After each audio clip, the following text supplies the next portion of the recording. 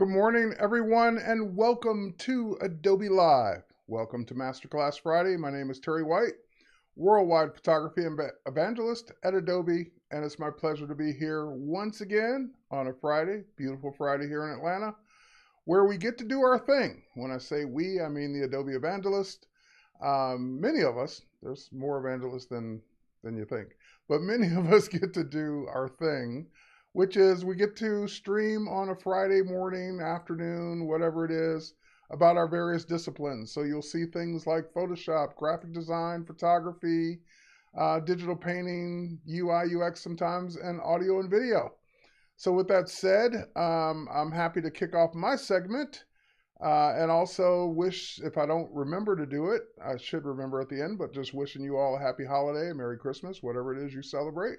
Wishing you the best of it, because this will be the last masterclass for me for this year. So I'll see you guys in the new year. Now, with that said, I thought I'd end things on a Ask Me Anything. Basically, this is a Q&A session. This is a, hey, I've always wanted to get this question answered about, Photoshop, Lightroom, whatever, photography related.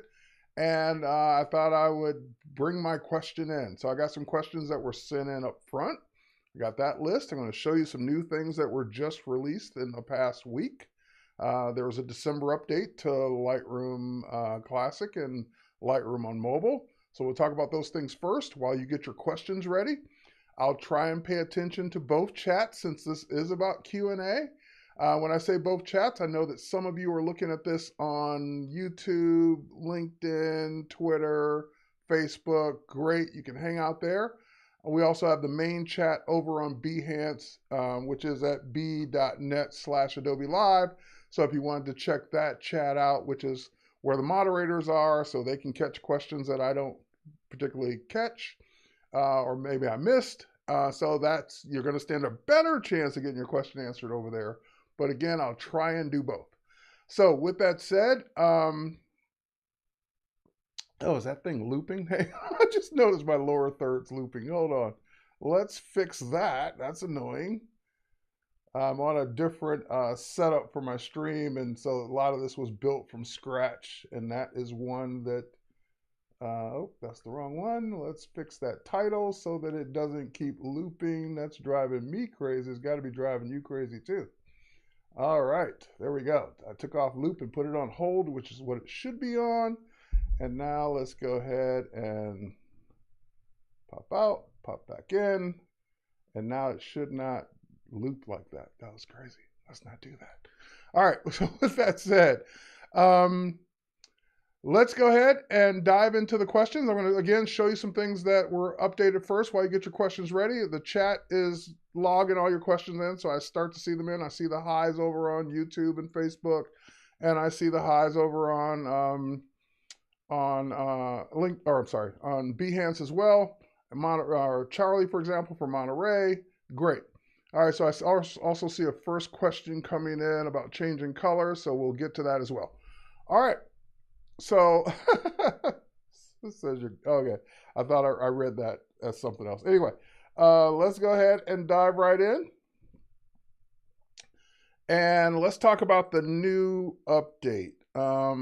Let's do that first.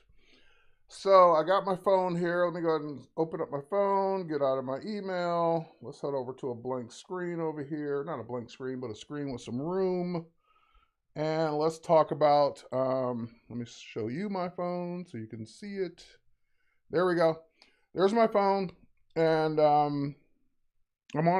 went to a home screen that just has some room so I can show you this new thing. So when you update, and this is an iPhone specific feature because it was one that was missing on iPhone. I think Android already has it.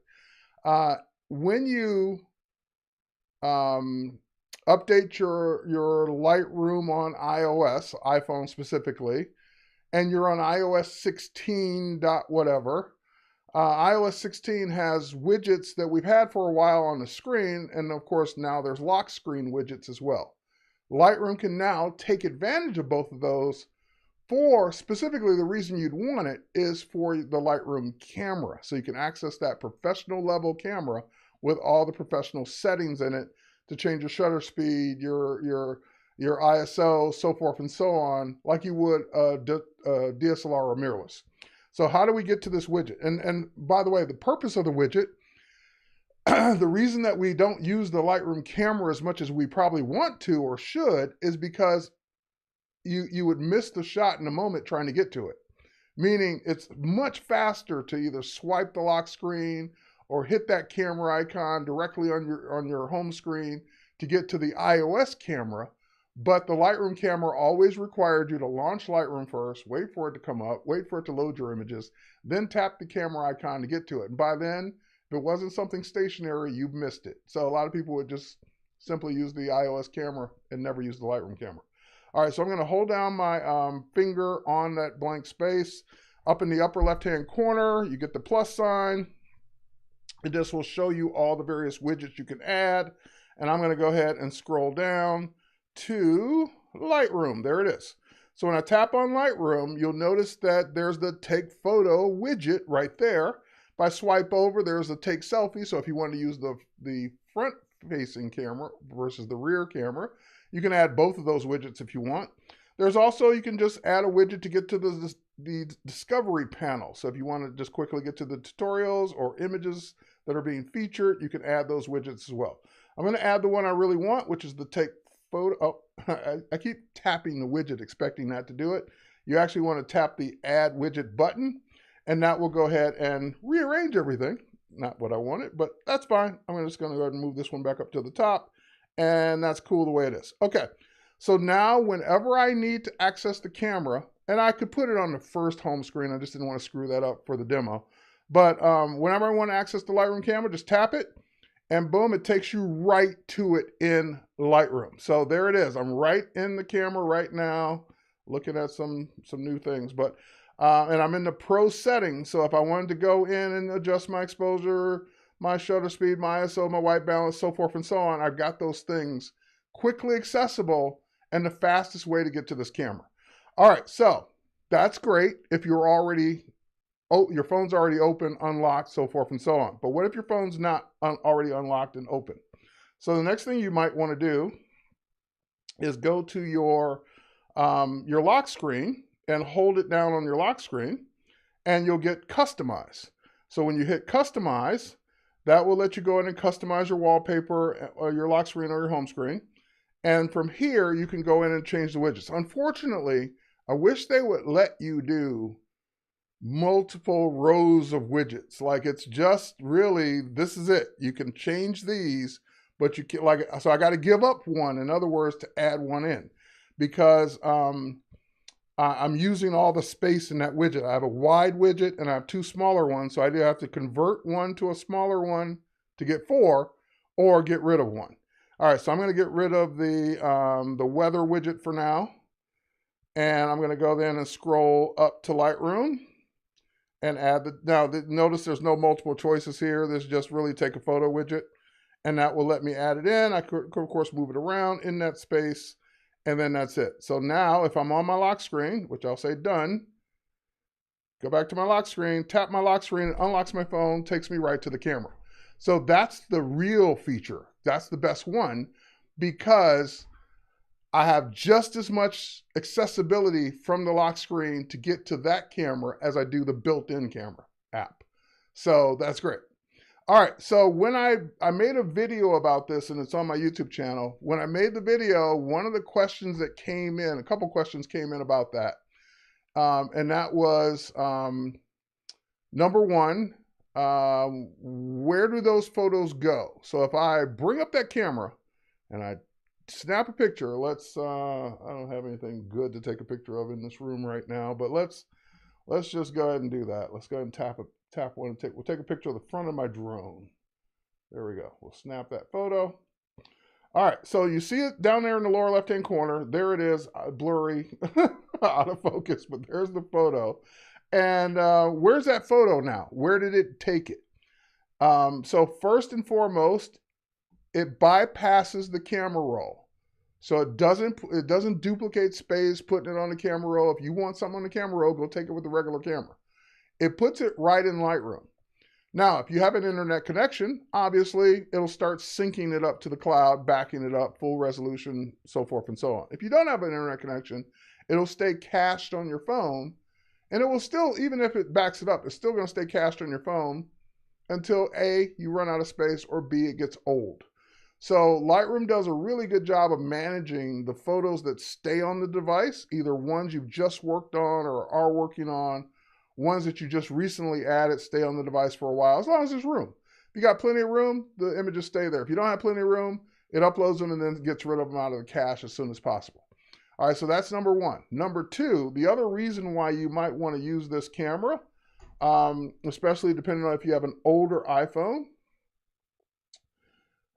From the iPhone, I believe it's the 6S on up, so years ago, 6S, 7, 8, 10, 11, 12, 13, 14, so several versions back.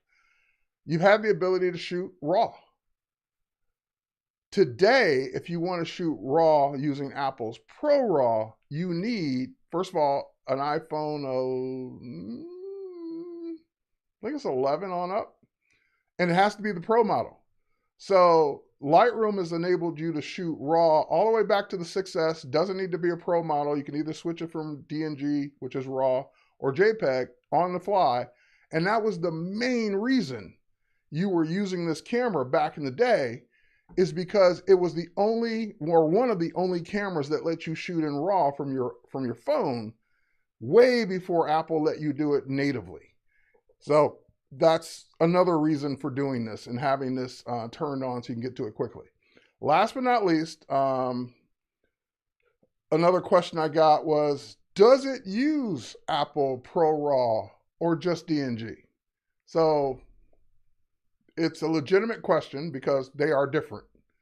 So, and here I think I brought up a website to go over that difference. Here it is.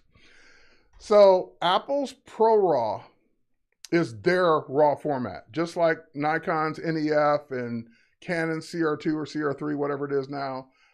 Everybody has their own proprietary RAW format for their cameras, for their devices, so Apple's no different. They have theirs for their camera.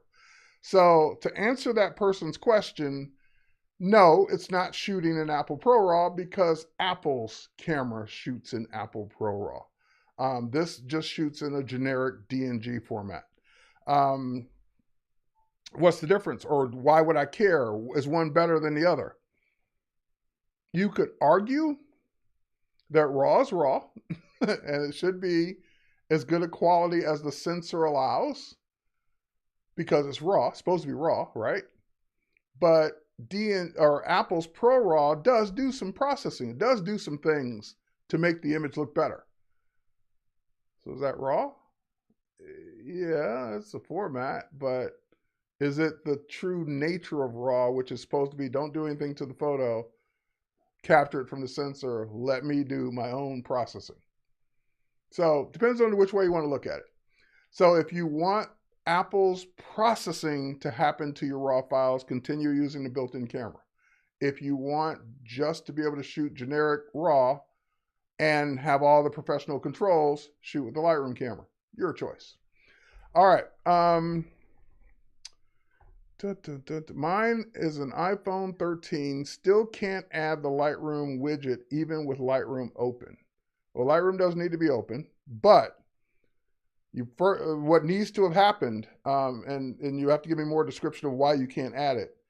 In order to even get to that widget, first you have to be on iOS 16 or higher.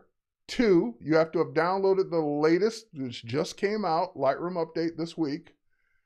3, you had to have opened that Lightroom update. So just installing the update won't tell the OS that the widget's there until you launch it.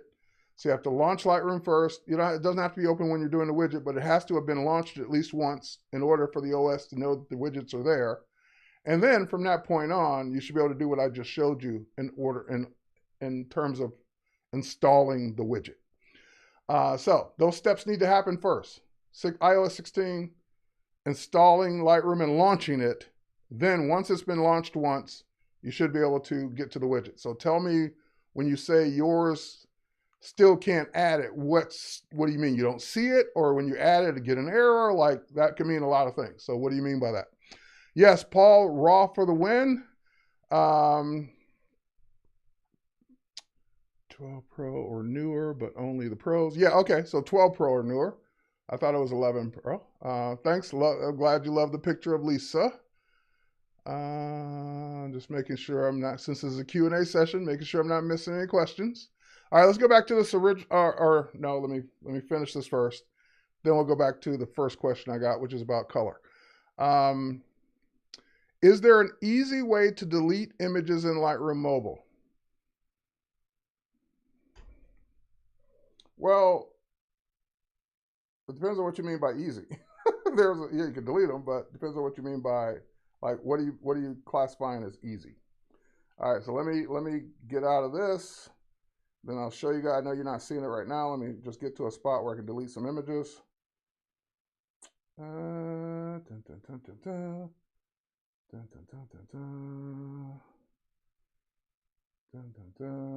on for a minute. I'm just getting my demo ready for the question that was just asked. Getting some photos that I don't care about that I could delete. And let's add those to a new album. Demo, photography masterclass, add album, AMA, ask me anything. All right, boom, add, 9 photos added. Okay, let's go to that album, then I'll show you what I'm doing.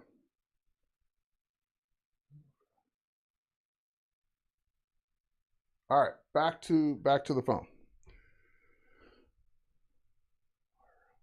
Oh, sorry, wrong device. Okay, so the question was, is there an easy way to delete images in Lightroom Mobile? So the way you delete images in Lightroom Mobile is you select them and then delete them. So for example, you can tap the 3-dot menu, which is what I just did. You can tap select photos, and then you can simply swipe across multiple photos at the same time. That's the way you get rid of them quickly. Now, when you say remove, it's removing them from the album. So I think I know what you mean now, because if I do that, oh no, that actually brings up the choice. So remove, what do you want to do? Do you just want to remove them from this album? Because that would be another reason why you hit the trash can. I don't want them in this album anymore, but I still want them in the camera, or I'm sorry, on the all photos, or delete. So delete means not only take them out of this album, but also delete them from the device, which is your question. So this would be the easiest way, the fastest way to delete photos from Lightroom on mobile. Select first, tap all the ones you want, or swipe through all the ones you want, then hit the trash can, then hit delete if you want to delete, or remove from the album if you want to remove. I can't think of an easier way than that. Now, you don't want to do it you can do it one by one by holding down, I think, on the photo, and then you'll get a menu and you can say delete, but then that's tedious doing them one by one unless you only want to delete one. Yeah, tap on one photo and yeah, that's what I said. It goes into delete mode. Unless you meant while they're all selected. All right, great tip.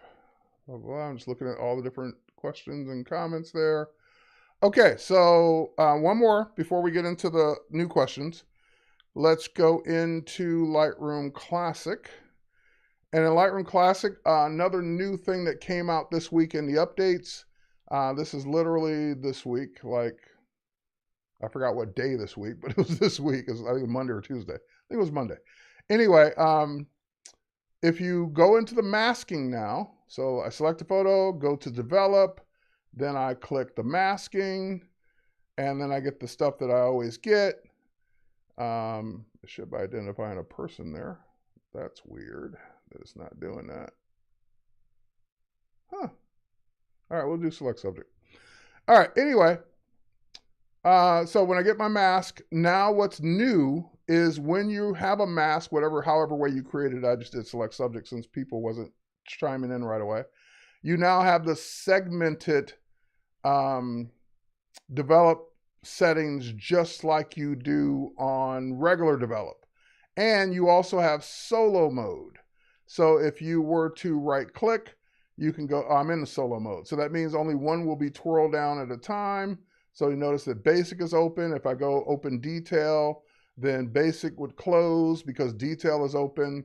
So you have the segmented develop panel as well as solo mode. Also, when you generate a mask, under your mask options now, there's something new here. It wasn't duplicate because you could always do that before. Maybe it's duplicate and invert. I think that's a new command. And then there was something else. I think it might have been hide. You can, oh, you know what? We can go to the description. I brought it up because I knew I wouldn't remember. All right, let's go here. Why isn't this popping up in front?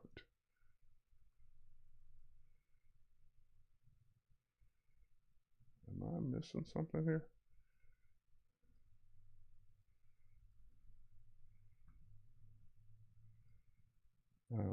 My browser doesn't want to come up to the front.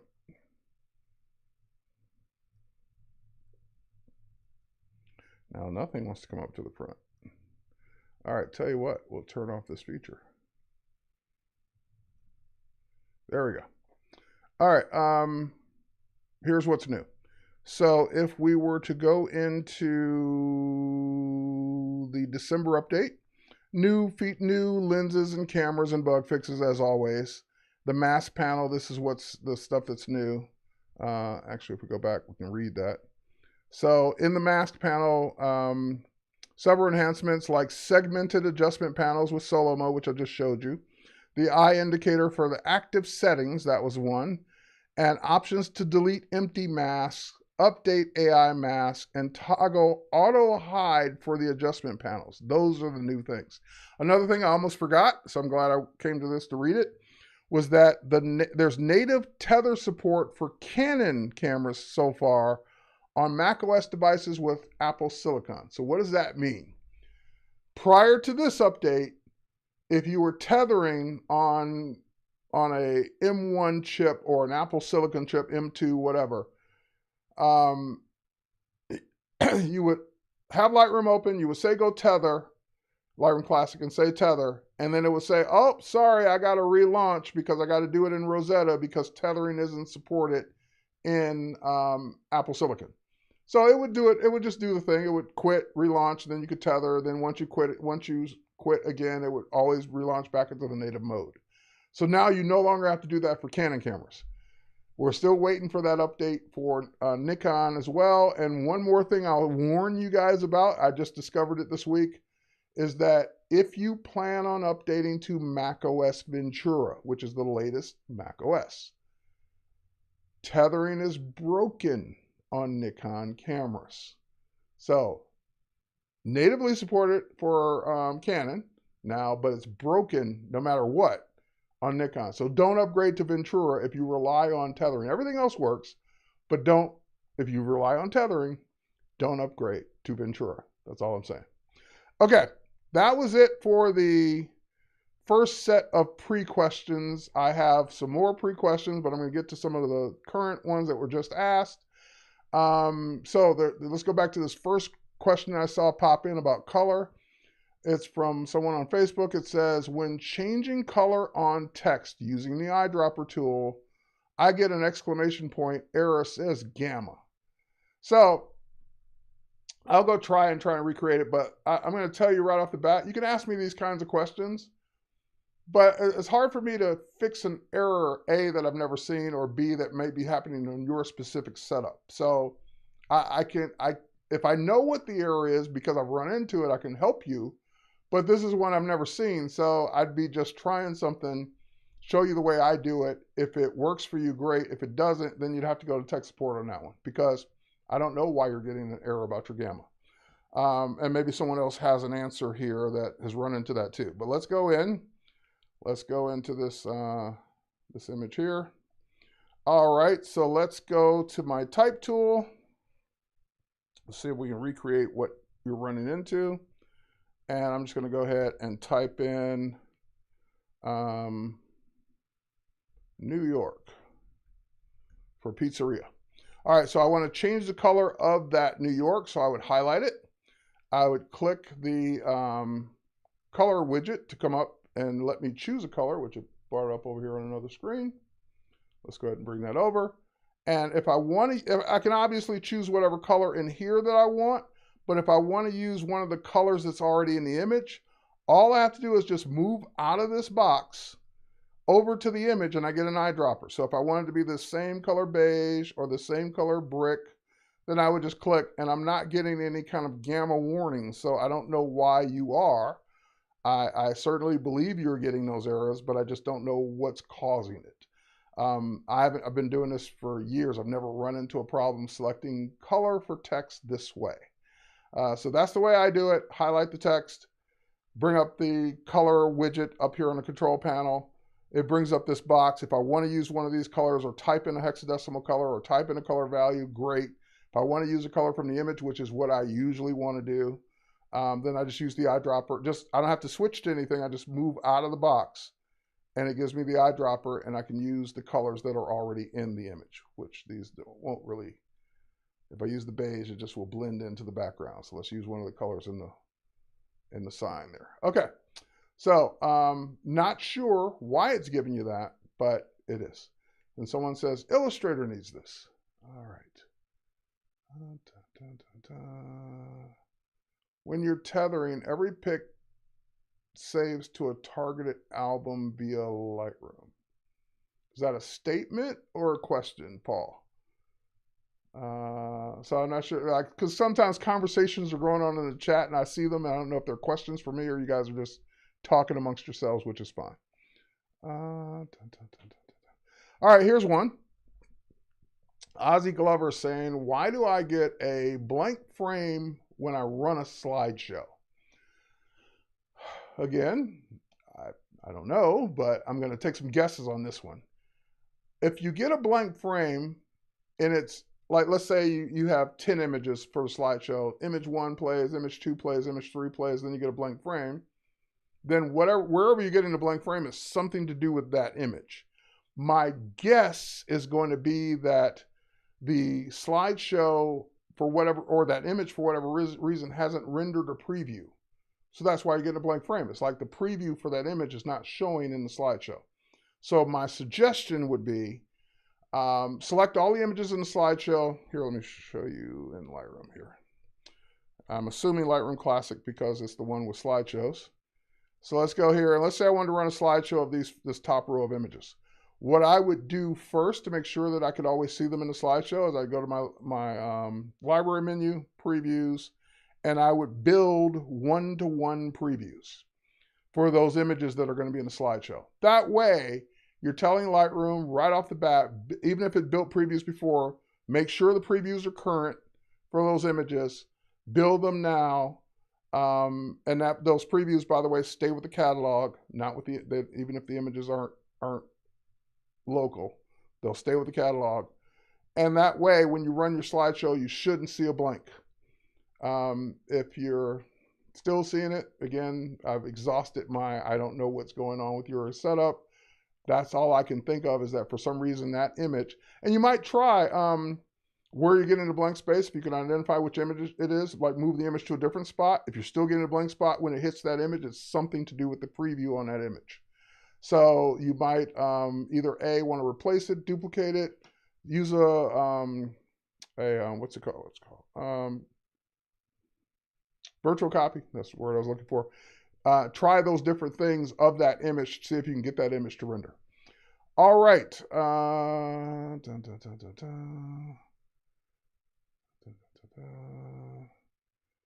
So this is back to the color thing. Let's go back to that. So you're saying now choose a color that's not in the image. All right, I did that already, but let's do it again. Select color. Okay, we'll pick a color that's definitely not in the image, like that. That's not in the image. It works. So again, I'm not sure why you're getting that.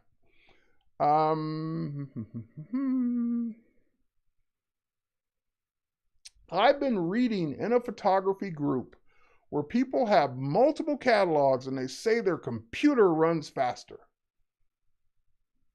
Okay. That's a statement, not a question.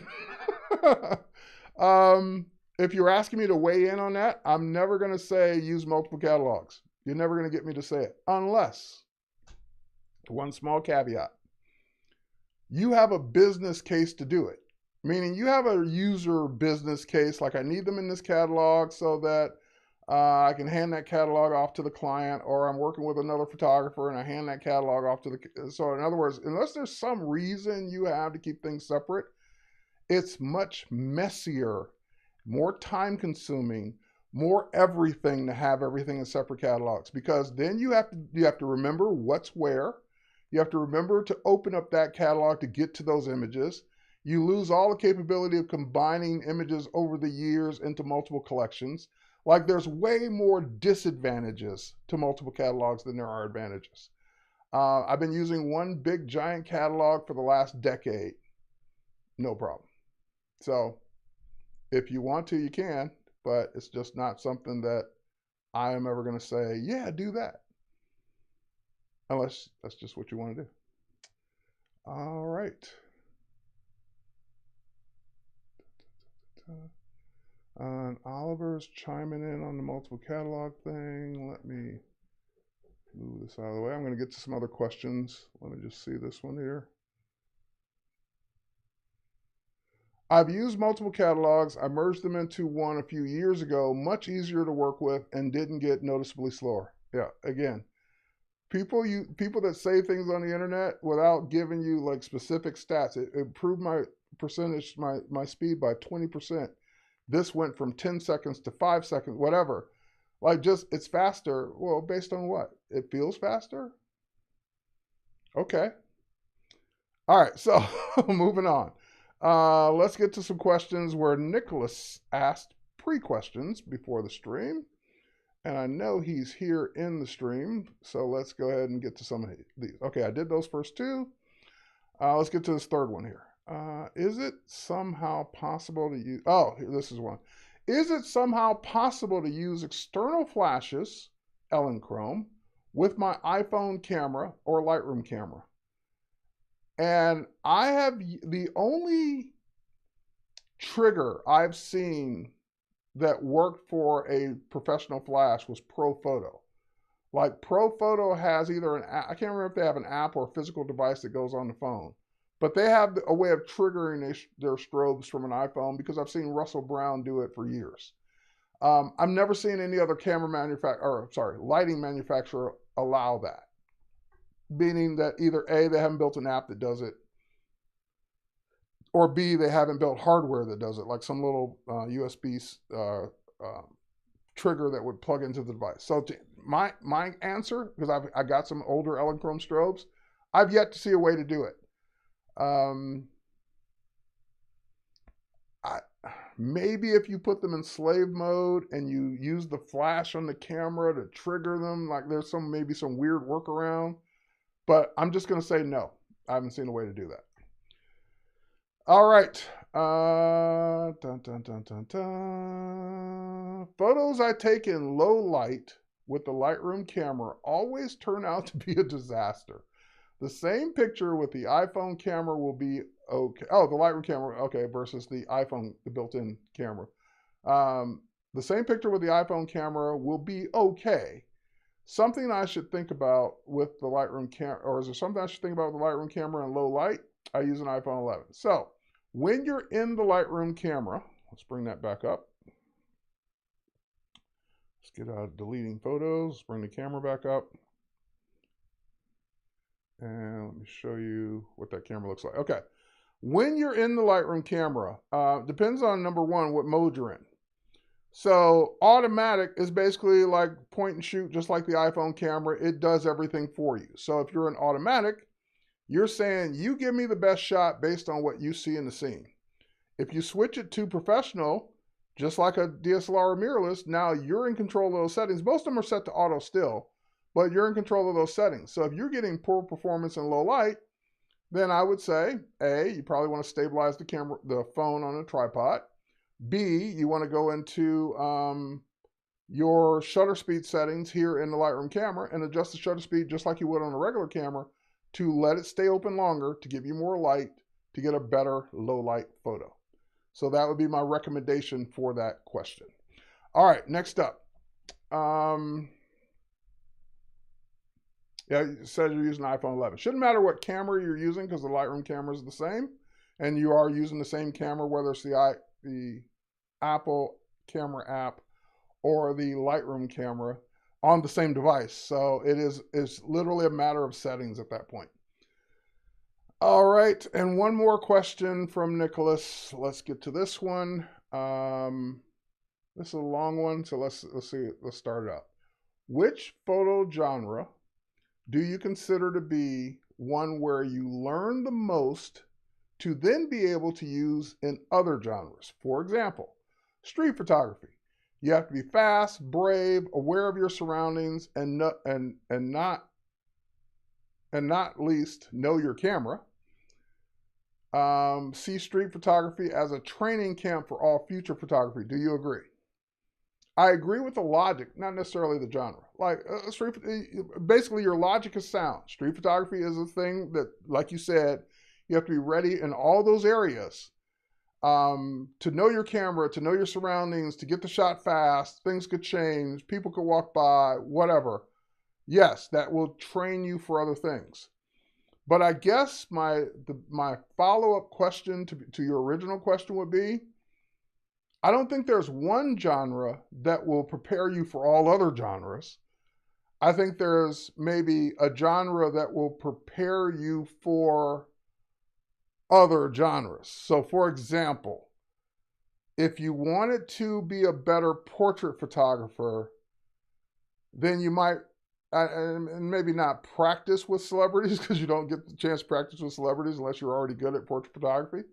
But you have to think about celebrities. Like when you take a celebrity photo, you don't have hours. You don't have minutes, several minutes usually. They might grant you 5 minutes, tops. That means everything's got to be ready to go. When they step in front of that camera, they don't want you to be, oh, wait, hold on, I need to change this set. Oh, wait, don't move. Like they want to step in, you take the shots and step out.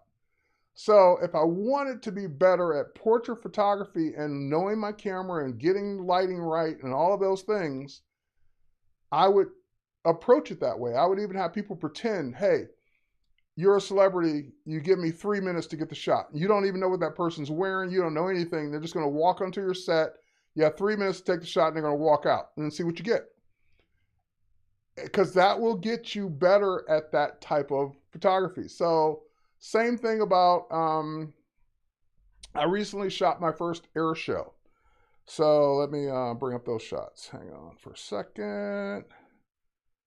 I'm going to go to my Lightroom here, which is where they are. My current work. I'll show you in a second. I know you don't see it. Or maybe you do. Yeah, you do see it. You're seeing it. Okay, cool. I'm going to go into, not current work. It is under events. There we go. And we're going to go to, there's air show favorites.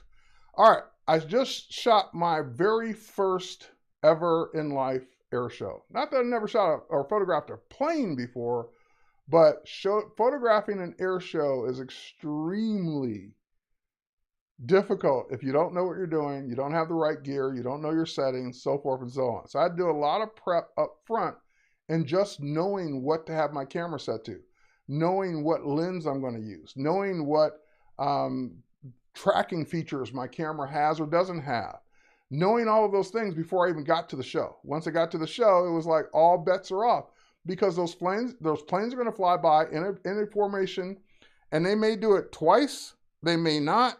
But that's it. If you didn't get it, you didn't get it. And like to get some of these shots, like that one, I might have taken 30 of those as they were passing by and only one came out good. So you have to be prepared. So what I'm saying here in this particular genre is that if I were trying to get better at sports photography, this would be a good place to practice because things are fast moving. You got to always be ready. You got to always be able to get the shot. You got to be able to know your camera, gear, lighting, all that stuff. And most of it's out of your control. Like, you don't know where the ball's going to land. You don't know who's going to catch it. You don't know who's going to kick it. You don't know who's going to like tackle whoever. You don't know who's going to hit whatever. Baseball's pretty straightforward. Like, you know where that stuff's going to happen. But any other sport, you don't know what's going to happen when. And you're only guessing. You're trying to get ahead of what the action is at any given time to take the shot. So when you, like, yeah, with them on the ground, got all day, no problem to get that shot right. But when they're in the air, like, good luck, buddy. Know what you're doing, because if you don't get the shot, if you don't know what you're doing up front, or at least have had some practice, you're going to walk home disappointed, or you're going to go home disappointed. So to answer your question, yes, there are specific genres that can get you ready for other genres, but I don't think there's one. Like, street photography wouldn't have got me ready for this. See what I mean? So there isn't one that will get you ready. You just have to get to a similar one that will get you ready. One that's going to challenge you, that's harder to maybe do the easier one, or maybe the easier one to do the harder one. I don't know what it would take, but just do similar genres where the requirements are the same. Air shows, fast-moving objects that you have to be ready for, and they're unpredictable. Unless you've seen the show a million times, you know exactly what they're about to do next, but still unpredictable. And knowing your settings and knowing all that stuff. So that answers that question, hopefully. All right, that is Nicholas. I hope I answered your questions. Let's keep moving. Dun, dun, dun, dun.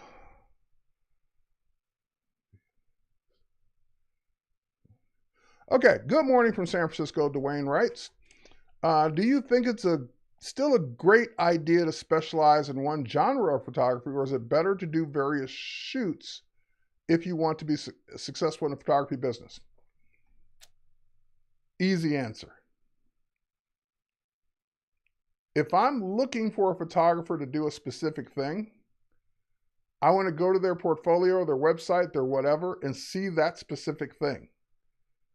For example, if I'm looking for a wedding photographer for my daughter's wedding, not happening yet, but I'm just saying, if I'm looking for a wedding photographer for my daughter's wedding, and I go to your portfolio and I see the Blue Angels, I'm probably going to go to the next portfolio. So a generic photographer probably does less business than one that's really good at a specific genre or two. So if I want to have portraits, family photos, baby pictures, all of that, I want to go to that photographer. I don't want to go to the one that's shooting the Bucks game. See what I mean? It's just like, I'm going to look at your work, and if I see random stuff of all the different, I'm just going to say, oh, you know, that's cute, that's good, but you don't really specialize in anything that I know, so, or that I'm looking for. So I'm going to go to the person that does specialize in what I'm looking for. All right, next up.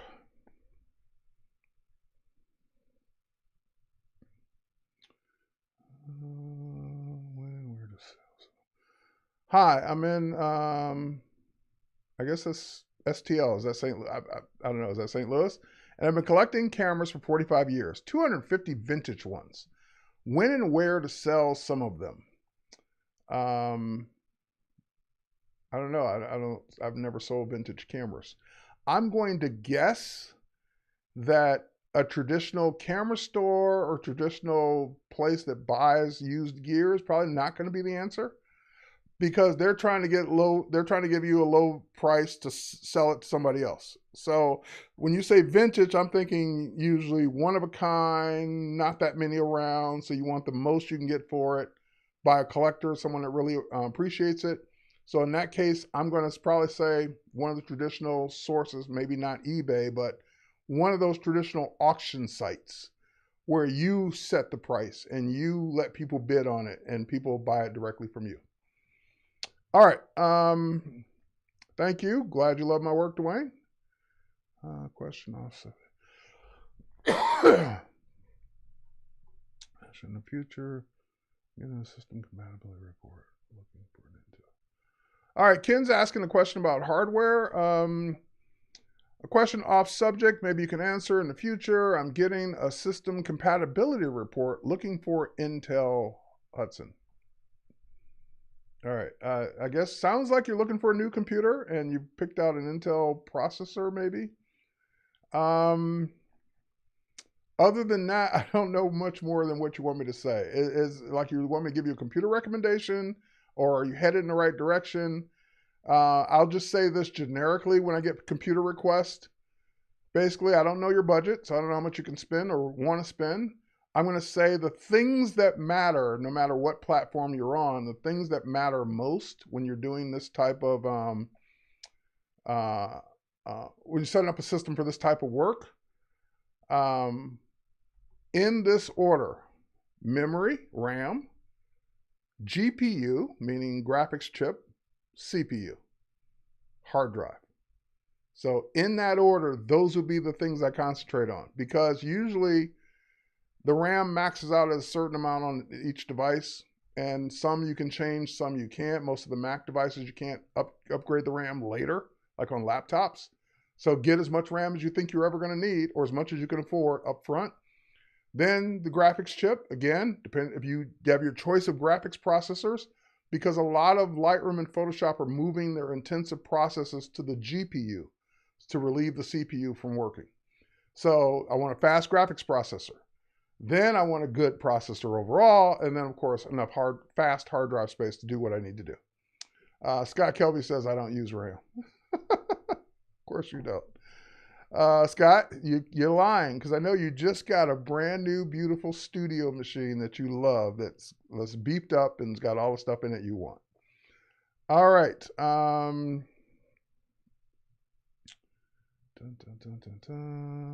What's the best output sharpening for prints in Lightroom, generally speaking, delivering to a client? So output sharpening for prints. Okay. Just wanted to make sure I saw the full question. So let's go back to Lightroom.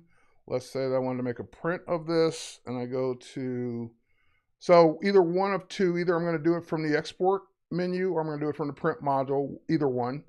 If I were to go to export and I scroll down to output sharpening, sharpen for, it kind of already has it right there. Matte paper or glossy paper, these are the two for print. Now, the amount is where it gets depending on what you want. So I would say for a portrait, I'd leave it on standard. For everything else, I'd put it on high. Because typically for portraits, I've already sharpened them as much as I want. I want a little bit more for output. But for architectural photos, landscapes, everything else, I can usually go higher. So that's one for output. And you get the same kind of thing when you go into the print module. And we pick a better template. Let's do that.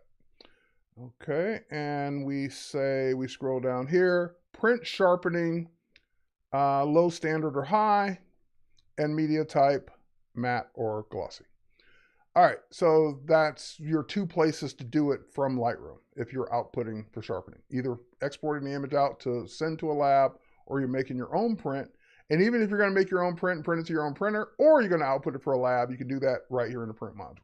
Because your print to can either be a JPEG file or an actual printer connected to your device. All right.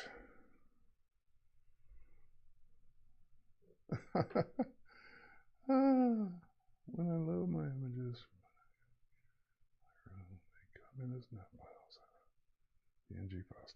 All right, Fred's asking a good question. When I import my images into wait, hold on. Oh, I read that wrong. Okay, when I load my images from my Nikon cameras into Lightroom Mobile, they come in as NEF files. How do I convert them to DNGs? You don't.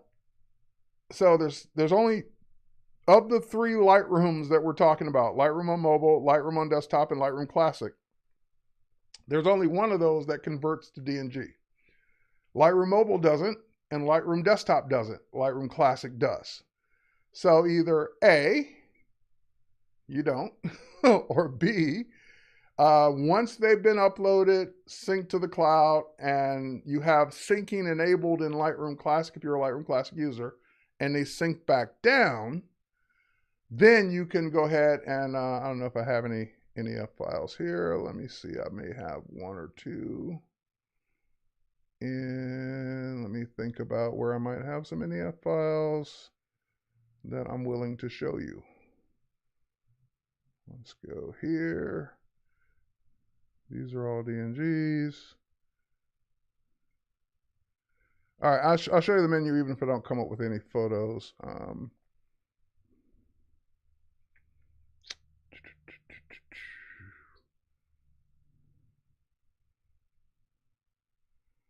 Yep, these are all converted. Okay. Yeah, because I usually do my conversions, so I'm probably not going to find too many. Oh, I found some. Here's some that aren't converted. I just found some right here. These didn't get converted yet. All right, so let's do a few of these. I don't need to do that many. So these were shot and imported into Lightroom on my desktop, and then brought into Lightroom Classic just via syncing, and then I renamed them, but I never converted them. So these are NEF files. If I select them, I can go to library and I can convert photos to DNG. So you don't have this option on mobile, definitely. And you don't have this option even in the other Lightroom on desktop, but you do have it here. So if you want to convert to DNG and delete the original NEF files only after successful conversion, you can do that. And DNG medium preview, do it, go. It will go and convert those files for you. So you don't have to wait for that. You can keep working. It's a background process, and it will take as long as it takes to do that.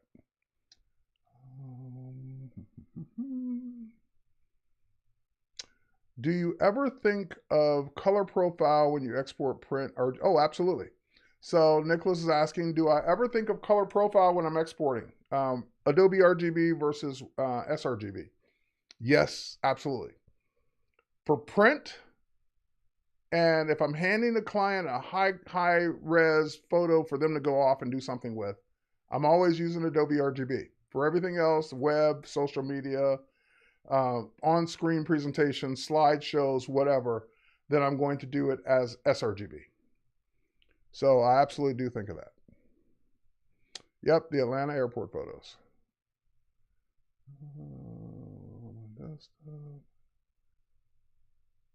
All right, good. There's a testimonial about RAM. That's why I listed RAM so high. Kevin says, Lightroom was taking 5 to 7 minutes, wow, to load on my laptop. I doubled the RAM from 8 to 16 gigs. Now it opens in 20 seconds. Wow, should have done this years ago. And that's what I mean. So RAM is like, that's why it's at the top of my list.